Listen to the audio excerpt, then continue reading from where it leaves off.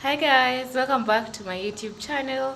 Thank you so much for tuning in. If you're new here, please hit the subscribe button, and if you are a returning subscriber, thank you so much. Today we're doing the part 2 of things I've learned now that I'm grown.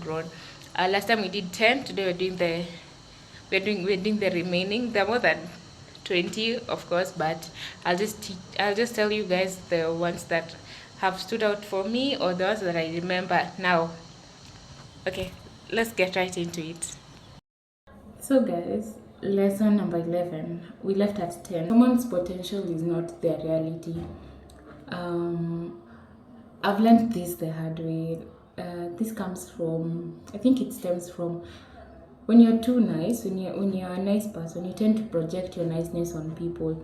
So you could see someone and imagine they could be like you, or they could uh, show or practice what you practice, but in real sense they don't.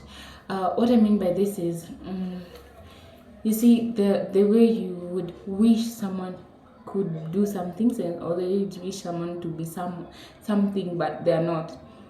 This I could say in terms of friendships and relationships. If you're in a relationship and what you want in that relationship as at now, you're not being given, do not fall for the potential of that person being able to give you that in the future. If you want a romantic partner and your partner is not romantic, is not doing the things that you want, or is not like just meeting the standard that you want, but you keep on convincing yourself that maybe making excuses for them, that maybe this is this because of this is this because of this. So you sell yourself an idea of falling in love with, you sell yourself the idea of their potential, who they could be, not who they are in the moment. So constantly you'll be thinking about who they could be, and that is the person you are in a relationship with mentally, but you're not in the relationship with the person you have on ground. I don't know if you're getting me. Like, you are in love with the imagination and the idea of this person, of who he could be, and not who he is. So despite the fact that this person might show you the true colors or the true things that he stands for or who he is, you will not believe that, because you want to believe that this person is who you want them to be. Yeah, don't fall in love with potential. So if someone has potential to do something, it does not mean they are that thing. It just means that they have the ability to, but are they doing that, or are they that? If they are not, do not insist on, do not insist on, do not spend your life on seeing the potential all the time. See what's on ground and make peace with what's on ground. 12, romanticize your life. That's number 12. um, every chance you get to make your life how you'd want it to be, even if you're not where you want it to be. If it's water you want to drink the water cold, and if you put lemon in it, just to make you feel like the potential, the future you, to make you get closer to what you want. And it's just as we had said earlier, the law of attraction, we start attracting things by putting our mind and putting our head in the space, in an imagination and in a space where we see it possible mentally before it manifests physically. So romanticizing your life basically means, like, do everything you want to do with a bit of, yeah, like just make every moment count, and make every moment worth it and worthwhile. Like, if you want to have dinner and you do not have a balcony, you do anything that can get you close to that balcony, that to someone who has a balcony. If you want to model, or to get in a modeling agency, do things that get your mind in the picture frame of who the future you wants to be. If you want to drink water again, and you could drink it from a champagne glass, to enable your mind to think of the wealthy side of you, and think of a better you. Romanticize everything in your life. The treatment you want to be treated by from people, the treatment you want from people, treat yourself that way, so that by that it will reflect in your life, and you will attract people who treat you in the same manner. Okay. So number 13, show up every day, because this is the big show. There's no big day, there's no big show. Like today, as you're planning to show up, as you're planning to do things, as you're planning to live life as if today is the big show. Today is the greatest day ever. Show up every day as if every day is Christmas. Just like the same way we used to live Kitambo and expecting to do the good things on Christmas, expecting to do the good things on special days, on special holidays. Give the same mentality to every day. Show up and show off each and every day. No matter how bad you're feeling, always show up.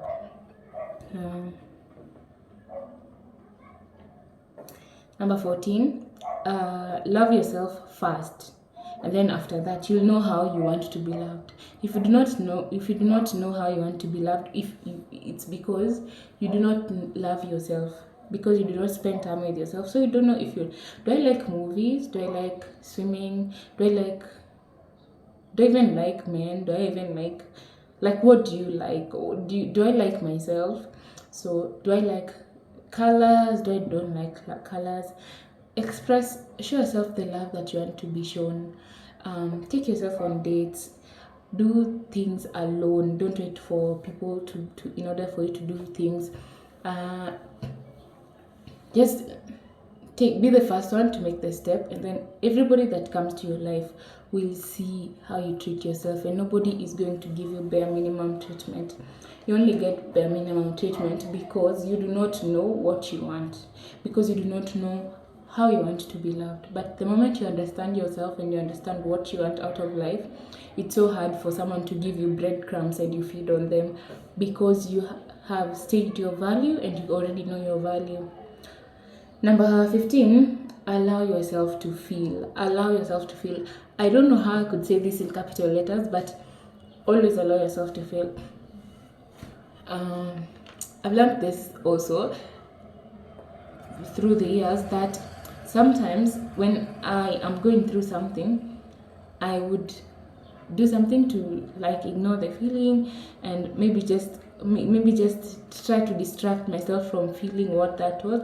And what that does is it's just carrying forward the pain that you could have felt today, and something that you could have dealt with today. So what you should do, like if you're grieving, you see, I like the aspect of grieving a burial. If you lost a loved one today and you really loved them, and you didn't want to cry because of one or two things best known to maybe you, the reasons you didn't want to cry, maybe you don't want to seem vulnerable or anything. So, or just you're just in denial, or you just don't want to accept the fact that things have happened, and you don't deal with that pain, that grief in that moment.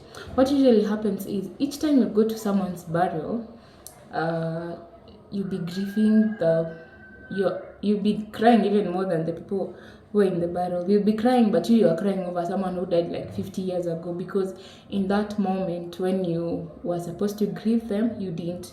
So it's like you just carry forward the pain. So in essence, I'm just trying to say, allow yourself to feel things as they come.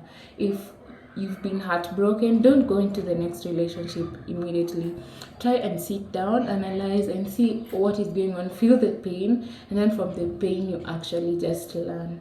From the pain, you learn yourself and you learn your mistakes. Allow yourself to feel things. Allow yourself to be happy. That's also a feeling. Allow yourself to feel that happiness.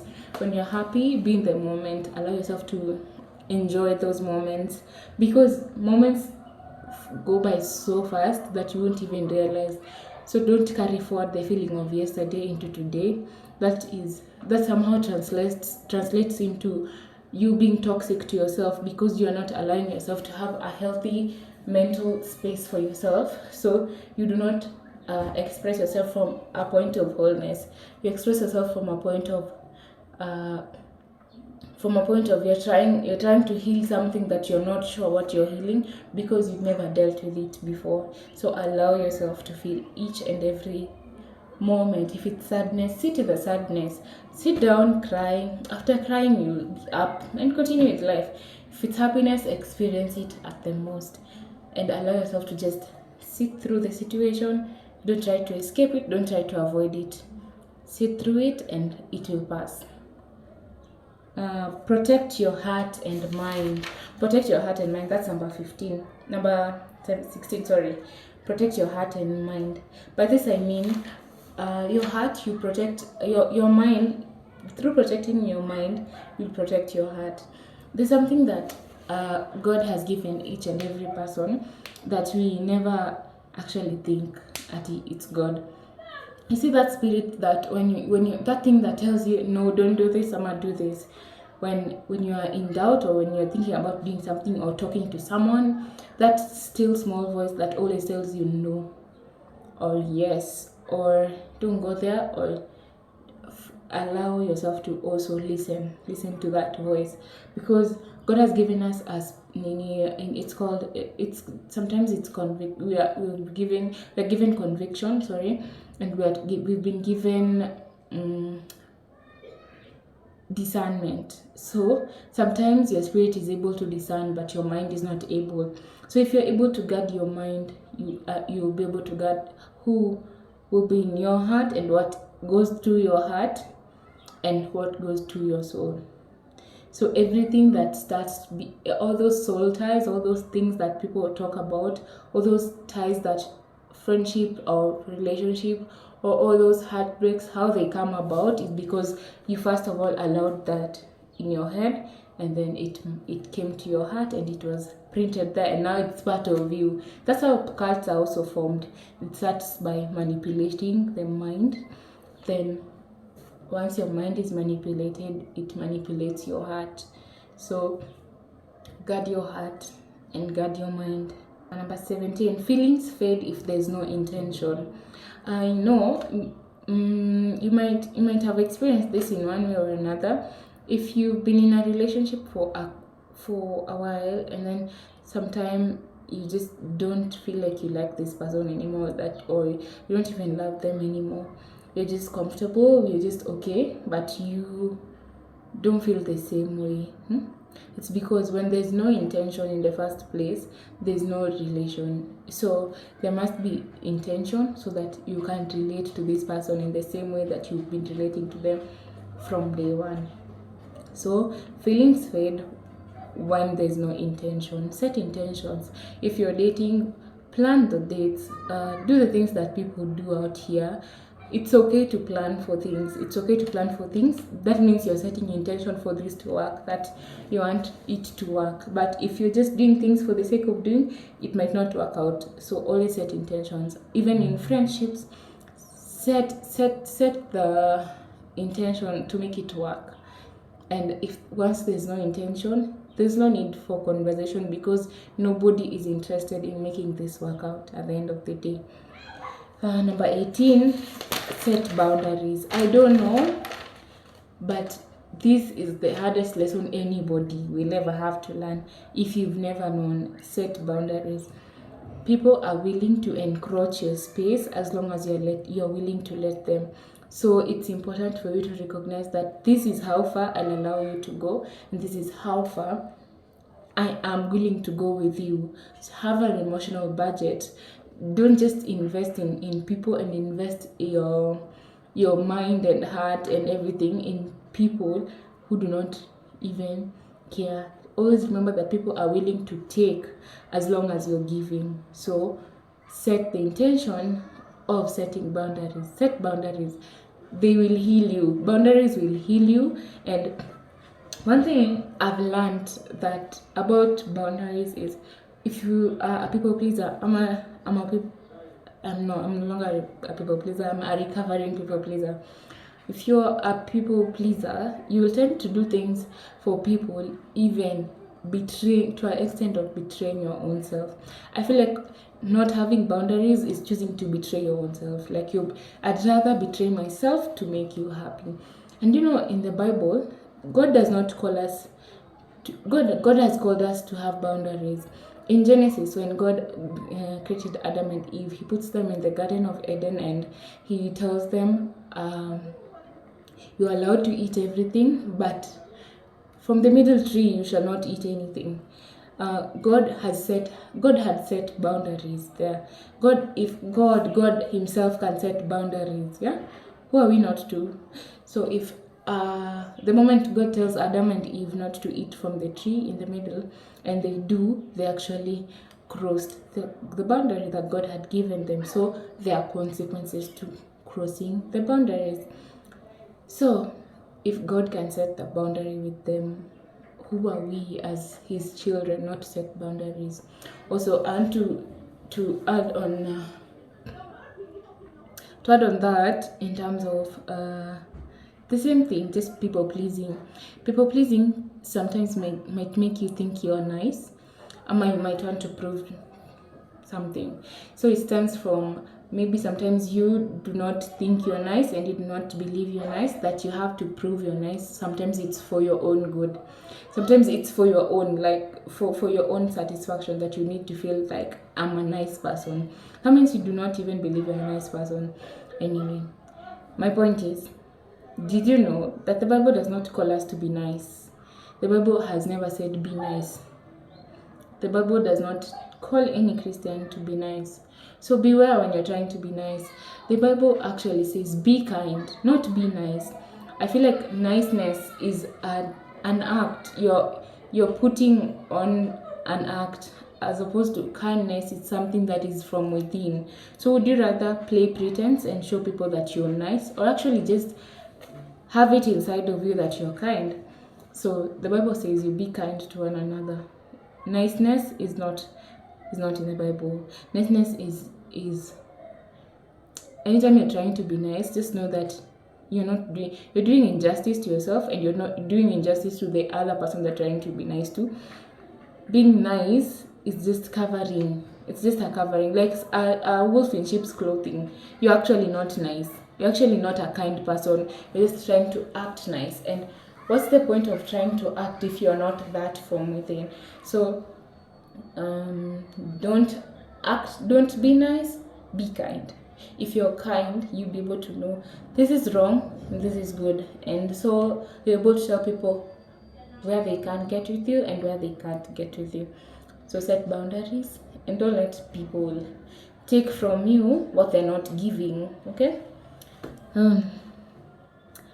Number 19, pray about it as much as you're talking about it. Pray about it as much as you're worried about it. Recently, I guess just this year, I just discovered that sometimes you ask God for something and then you sit down and start to worry about it. So you might be going through the shittiest things in life, and you pray about it. So God, I want you to change my situation. I want you to change 1, 2, 3, 4. Please show me a sign that you're trying. Just all the stress that we usually make. And then you've prayed today, and then after praying tomorrow, you go back to worrying. I'll always reference the Bible. The story of Abraham and Sarah. God had promised Abraham that he would be a father of many nations, and God had told Abraham specifically that he would have a child with Sarah. Due to old age and timing, human timing, not God's timing. Due to timing, they felt like it's not possible, since Sarah is already old and she can't give birth. So what do? They decide to Sarah advises the husband to have sex with the slave so that they can bear a child. But they had been praying to God for a child. You remember? So in case you don't know the story, go and read the Bible in the book of Genesis. So they had been praying for a child. God had promised them a child, but since time had gone by and they didn't get what they had desired according to their timing, not God's timing, Abraham slept with Hagar, and then Hagar gave birth to Ishmael. Ishmael was never God's promise to Abraham. Ishmael was Abraham and Sarah's worry. He came out of their worry. Because of their worry, they came up with a solution. It's their temporary solution. He was their temporary solution. What you need to get from this is, once you pray for something, sit down and wait on God. Don't pray about it and still worry about it. Ishmael is a solution that Sarah and Abraham created for themselves in order to just satisfy themselves in the meantime. But were they satisfied? No, they weren't satisfied, because it was never God's promise. But despite all that, God still fulfilled his promise and gave them a son. So to show that God is gracious enough to hear you despite what you're doing, despite your sins, despite everything, God is gracious enough to give you a second chance to life. So in your life today, as you're praying about things, as you're praying about God to change your life, to change your situation, beware that you don't get worried and create an Ishmael for yourself.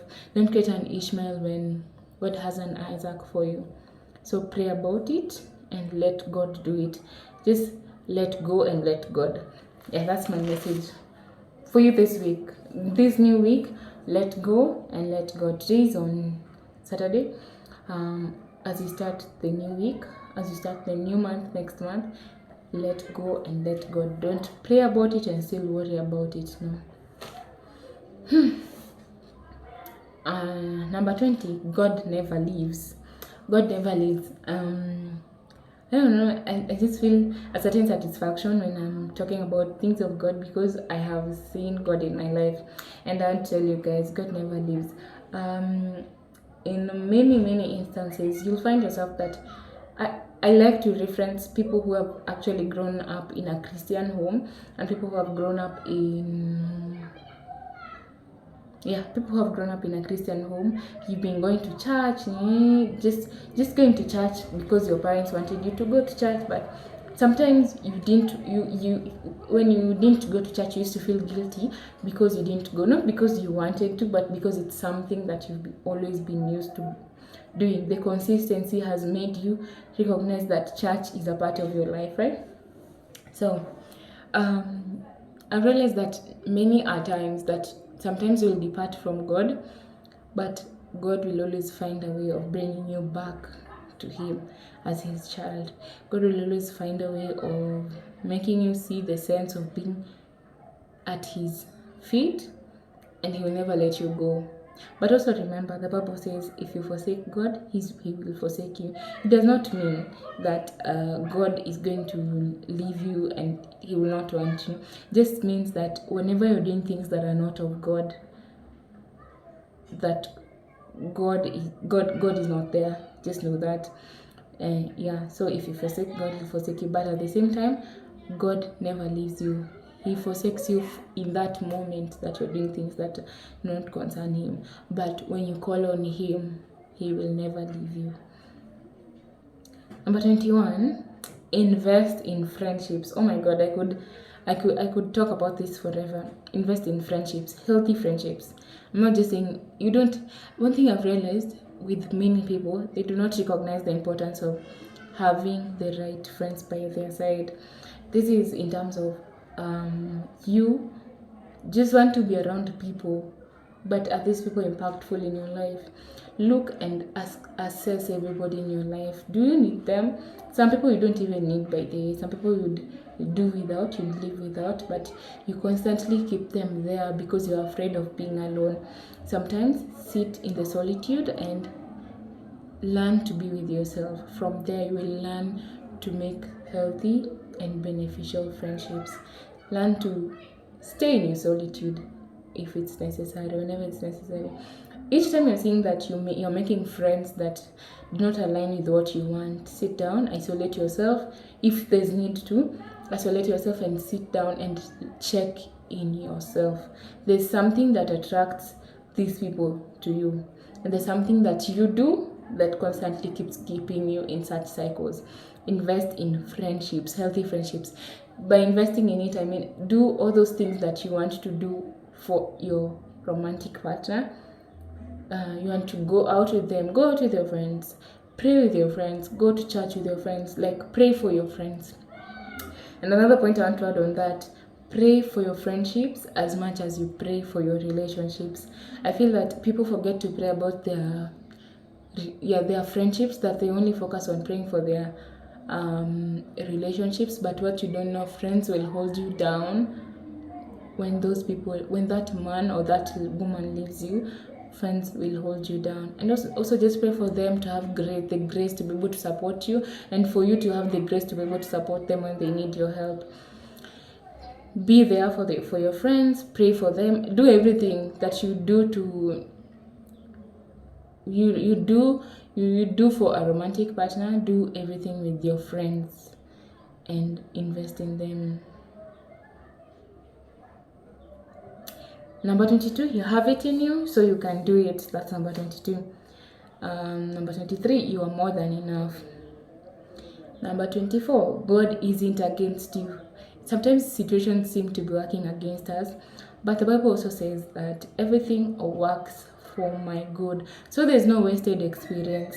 There's no wasted experience in life. Every experience, good or bad, that you experience in this life counts, and there's always a reason as to why. So be patient, sit in that experience that season until you're able to understand what God has for you in that season, and then you just experience. After you understand and you get the lesson, the season always passes. Until you understand what God has for you in a season, you will remain in the same season. Until you understand what God has for you in a specific season, you will remain there until you learn the lesson. Yeah, that was my point. Number 25. Seasons won't change unless you are willing to learn the lesson. Seasons won't change unless you're willing to learn the lesson. You have to learn the lesson. Sometimes it's right in front of your eyes.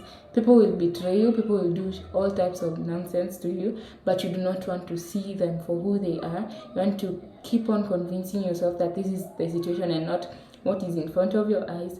And constantly you keep convincing yourself of things that are not true, and you keep on skipping the season of your life that God might have put in your life. So pray for the grace that God helps you never to skip a season. Pray for the grace to understand each season that you are in.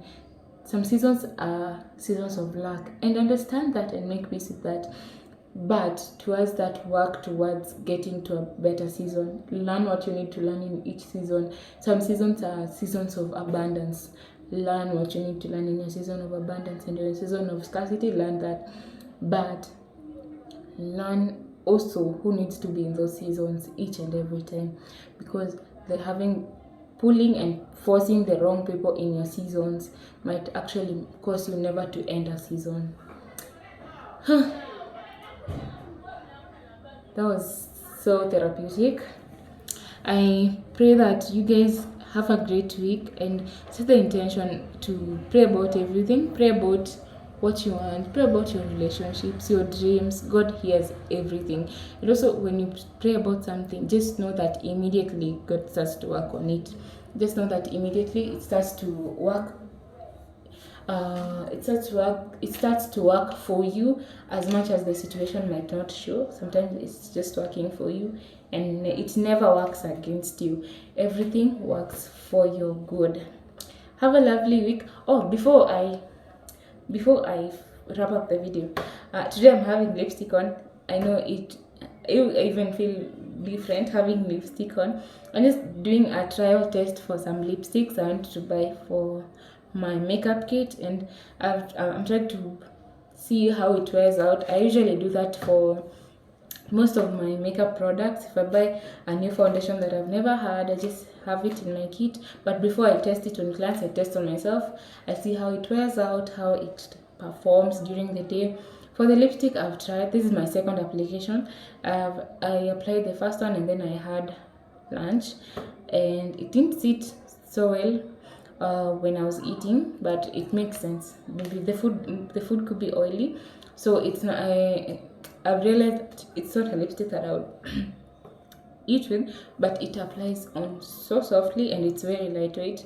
You don't feel anything, you don't feel like there's anything on your lips, and that's a bonus. It does not crack up your lips and it's very soft.